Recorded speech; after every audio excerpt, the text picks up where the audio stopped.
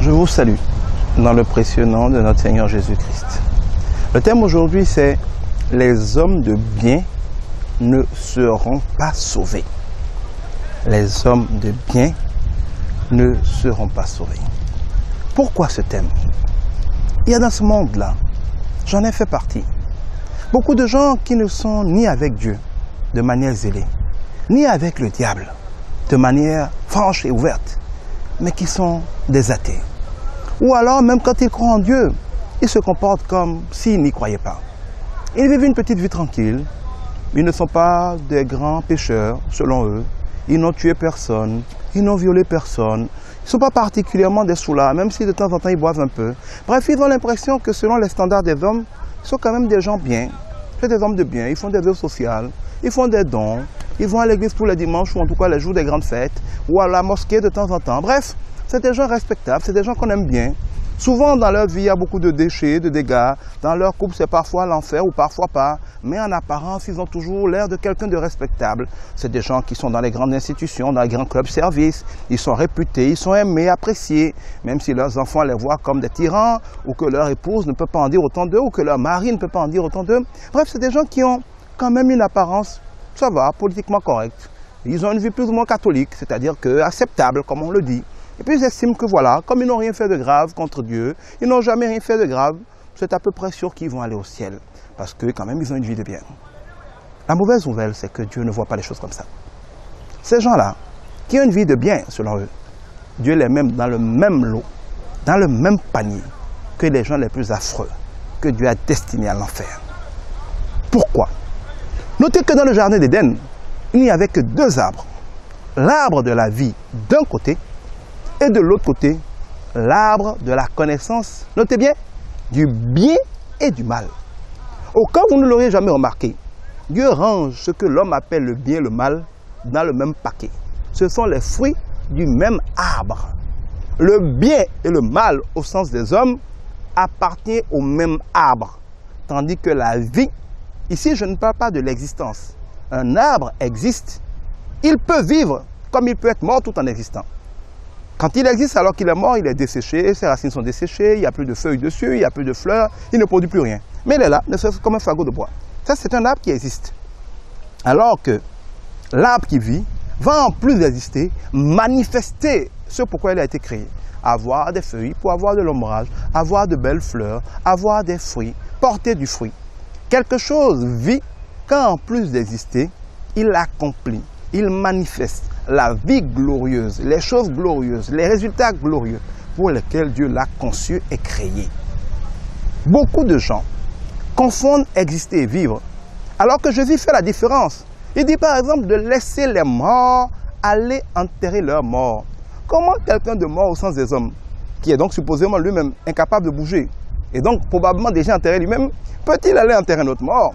Non, Jésus vous révèle que pour lui, il y a les morts en esprit. Des gens qui existent, mais dont l'esprit est mort. Des gens qui existent. C'est comme un utérus qui ne porte pas de vie. Un utérus stérile. L'utérus existe, mais il est mort. D'ailleurs, en fond, on dit littéralement « écoute ». Des choses, même quand quelqu'un, par exemple, ma chanson, il dit « écouta ». Et quand on dit « écoute » en fond, ce n'est pas seulement que ça n'existe pas. Ça existe, mais ça ne porte plus de vie. Beaucoup de gens oublient que l'arbre de la vie est la seule chose qui donne la vie. En fond, c'est la différence entre, par exemple, Edogbe et Edougbe. Beaucoup de gens existent, Edogbe, mais peu de gens Dougbe. Je veux dire que beaucoup de gens qui existent ne sont en fait que des morts et qu'il faut les laisser s'occuper de faire l'enterrement des morts pendant que les vivants devraient s'occuper des choses sérieuses parce que le Dieu que nous servons est le Dieu des vivants, il n'est pas le Dieu des morts. Quand quelqu'un est mort sur la terre, laissez-le à Dieu. C'est à Dieu de s'en occuper, ce n'est plus l'affaire des vivants. On ne devrait pas perdre tout son temps à enterrer un mort alors que pendant qu'il était vivant, personne ne s'en occupait. Mais l'arbre de la connaissance du bien et du mal porte par la volonté de Dieu le bien et le mal. Pourquoi? Parce que le bien et le mal ne sont que des notions relatives. Ce que vous croyez mal a toujours quelque chose de bien en lui. Ce que vous croyez bien a toujours quelque chose de mal en lui. Une femme est belle, elle est bien, elle est gentille, elle a de l'argent, elle est disponible pour vous. Tout ça c'est bien. Mais il y a parfois quelque chose de mal en elle. Vous ne découvrez peut-être pas qu'elle est infidèle, vous ne savez peut-être pas qu'elle a une double vie, vous ne savez peut-être pas qu'elle vous pousse vers des choses mauvaises. Ou bien vous avez par exemple, je donne un exemple, moi ça m'arrive souvent dans mon ministère. Une fois, une dame est venue me voir, elle m'a demandé de lui faire un prêt de 40 000 francs pour faire des affaires. J'avais l'argent, je voulais le lui donner. Ça aurait été bien de le lui donner. Mais Dieu m'a dit, ne le lui donne pas. Et en obéissant à Dieu, je ne lui ai pas donné. Et je lui ai surtout dit, je voulais te donner. Mais Dieu m'a dit de ne pas te donner. Demande-lui pourquoi. Sur le coup, elle était fâchée. Mais après quelques jours, elle est revenue me voir très heureuse. Elle m'a dit, Dieu est grand. Je lui ai dit, mais comment Dieu est grand alors que tu es censé être fâché? Elle me dit, quand j'ai prié, Dieu m'a dit qu'en fait, parce que je voulais faire un commerce de charbon, je voulais 40 000 francs pour acheter du charbon et le revendre. Dieu m'a rappelé que vous m'aviez enseigné des principes qui me permettaient d'avoir de gros stocks sans avoir de l'argent. J'ai alors été voir les gens qui sont des détenants dans mon quartier. Je leur ai dit de venir au jour où le camion qui vend du charbon devait arriver. Et je pourrais prendre directement sur le camion pendant qu'il est là, les servir, elles me paieraient et je pourrais payer le camion. C'est ce que j'ai fait. Elles sont arrivées, elles étaient nombreuses. J'ai ainsi pu, devant le camionneur même, placer beaucoup de charbon. Elles sont parties, j'ai fait mes profits. Mais le camionneur était tellement impressionné par ma méthode qu'il m'a dit, dans tous les cas, moi je n'ai pas de temps pour attendre cela chaque fois. Parce que tu es très dynamique. Je vais décharger tout mon camion chez toi. Cela faisait des centaines de milliers de francs de charbon. Tu vas le vendre comme tu veux. Quand tu auras fini de vendre, je viendrai prendre l'argent et je te renouvellerai le stock. Cette dame qui voulait que je lui passe 40 000 francs pour faire du commerce, ce qui aurait été bien de ma part, s'est rendu compte, parce que Dieu m'a dit non, que cela aurait été mal. Si je lui avais donné les 40 000 francs, jamais elle n'aurait reçu gratuitement comme ça un stock de plusieurs centaines de milliers de francs, peut-être de plusieurs milliers, de plusieurs millions de charbon, qui lui ont permis de lancer un grand commerce. Cela veut dire que moi, j'aurais trouvé bien, et elle aurait trouvé bien. Et c'est vrai que ça aurait été bien de lui passer ces 40 000 francs. On aurait même dit que c'est de la charité. Mais Dieu, qui est le maître de la vie, dit non, je veux lui donner plus, une vraie vie. Et cette vie-là, les 40 000 francs pour ça, ça a beau avoir l'air bien, c'est mal. Laisse-moi plutôt la mettre dans une autre situation, parce que j'ai l'intention de lui donner l'équivalent de beaucoup plus.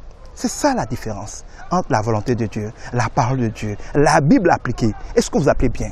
Vous pouvez être dans les institutions comme vous voulez, dans les clubs services comme vous voulez, faire des œuvres charitables comme vous voulez. Dieu s'en fout. Ce que Dieu veut, c'est que vous fassiez ce qu'il a dit de faire. Parce que quel que soit le point auquel ce que vous faites ressemble à du bien, quelle que soit l'impression que vous avez que votre vie est acceptable, pour Dieu elle est méprisable. Tout ce que l'homme fait est privé de la gloire de Dieu. La seule chose que Dieu agrée et les seules choses par lesquelles Dieu va vous donner de découvrir la glorieuse et extraordinaire vie qu'il a créée pour vous, c'est les choses inspirées par sa parole. Ne laissez pas la parole de Dieu, qui est esprit et vie. Ne laissez pas Jésus, qui est le chemin, la vérité et la vie, pour aller faire ce qu'on appelle aujourd'hui le relativisme. Il dit que rien n'est entièrement vrai, rien n'est entièrement faux, rien n'est entièrement bon, rien n'est entièrement mauvais. Tout est dépendant, tout est relatif. Conclusion, vous avez une vie qui n'a pas de tête ni de queue.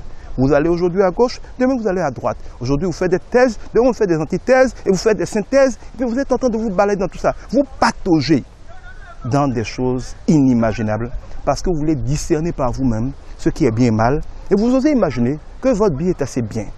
Ce n'est pas la vie de Dieu. Si vous n'obéissez pas à Dieu, si vous ne marchez pas dans une stricte et totale obéissance à la parole de Dieu, si la seule chose qui vous inspire dans vos pensées, dans vos paroles, dans vos actions et dans vos omissions, ce n'est pas la parole révélée, écrite de Dieu et la Bible, eh bien Dieu dit que vous êtes dans le bien ou le mal, c'est votre problème, vous n'êtes pas dans la vie. Et n'auront assez au ciel que ceux qui sont inscrits dans le livre de la vie, que ceux qui ont mangé l'arbre de la vie, que ceux qui ont mangé la parole de Dieu. Laissez les raisonnements humains, laissez le bien et le mal, laissez votre vie de bien, venez à la vraie vie de Jésus-Christ, la vie qu'on obtient quand on se soumet à la parole écrite et révélée de Dieu. Que Dieu vous y aide. Si je peux vous aider, contactez-moi. Dieu vous bénisse.